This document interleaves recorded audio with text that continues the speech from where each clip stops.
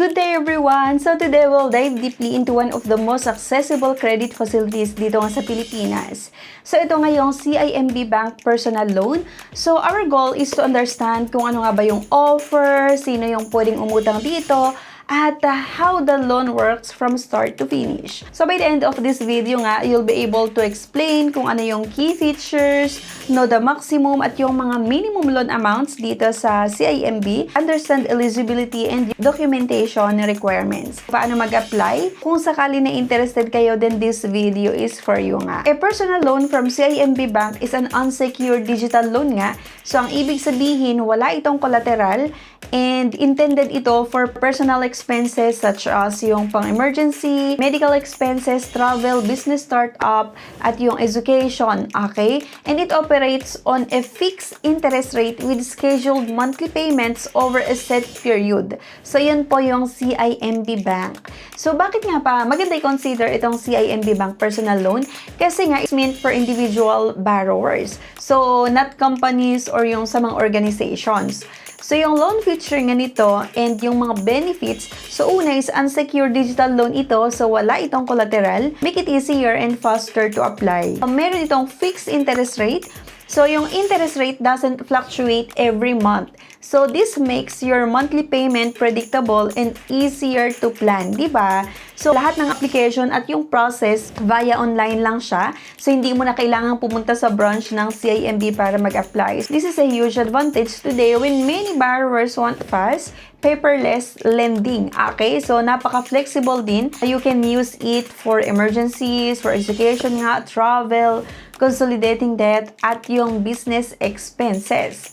So, yung loan amount and repayment terms nga nito, merong minimum na 30,000 at may maximum ito na hanggang 1 million. So, exact amount depends on credit profile and bank assessment, syempre. So, kahit ilagay mo na 50,000 pero mas mababa yung nakita nila na pwede lang ipautang sa'yo, nakadepende pa rin sa kanila kung magkano yung loan amount. Isang pro tip lang mga ka-interview ha, higher credit-worthy applicants may get closer to the max of 1 million limit.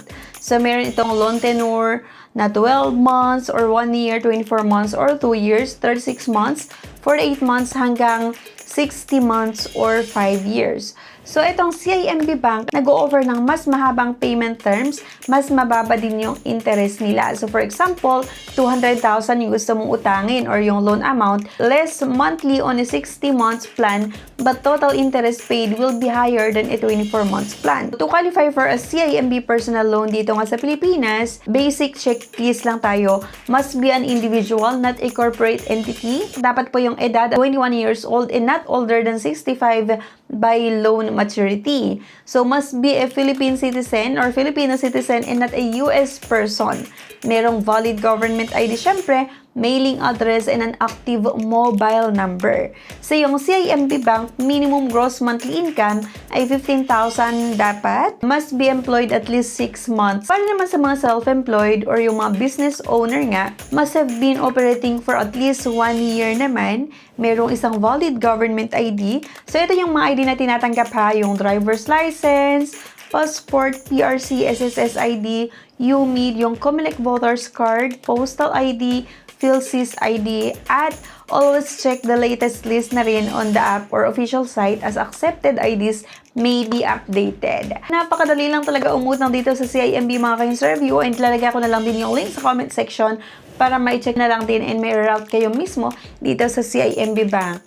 So, para nga makautang kayo dito, i-download nyo nga lang itong CIMB Bank sa Google Play Store. Choose Open an Account. So, personal loan, CIMB Bank. Check nyo lang yung eligibility and select loan amount, pati yung tenure. Sagutan yung mga personal details and verify your mobile number via OTP. Mag-upload nga lang tayo ng required IDs and income documents.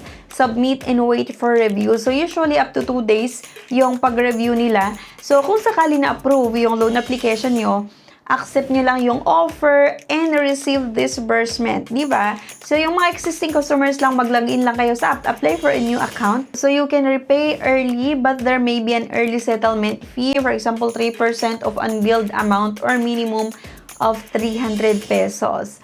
So, para sa mga nagtatanong, what if you miss yung payment or hindi ka makapagbayad or malate ka sa pagbabayad? So, late payment may incur penalties. So, i-check nyo lagi yung app nila. Pro tip lang for approval, mag-provide tayo ng clear recent income documents. Ensure your mobile number matches your bank record. Be truthful about employment and income. So, yun nga, CIMB Personal Loan is una, accessible and digital. Predictable din ito with fixed rates. And flexible in amounts. Yun nga, 30,000 hanggang 1 million yung pwedeng mautang dito. Suitable ito for many personal financial needs. So, yun nga mga ka-interview, napakadali lang talaga umutang din dito sa CIMB. 5,000 hanggang 1 million yung loan amount at nag-o-offer din ito ng mahabang payment terms.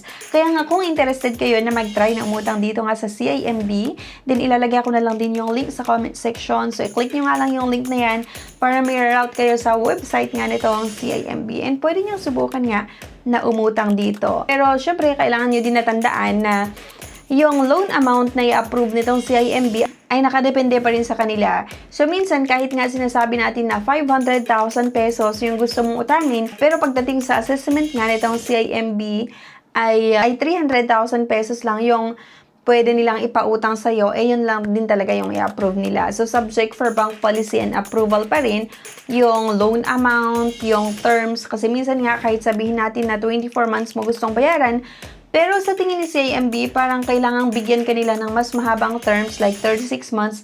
So, yun pa rin talaga yung i-approve nila. Okay? And ganun din sa interest rate.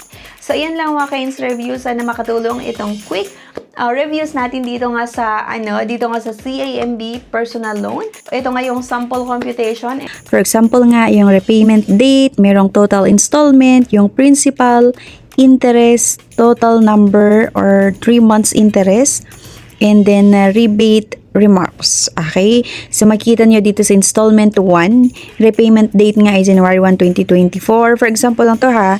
And then, total installment ay 1,978.89. Then, yung principal 428.89.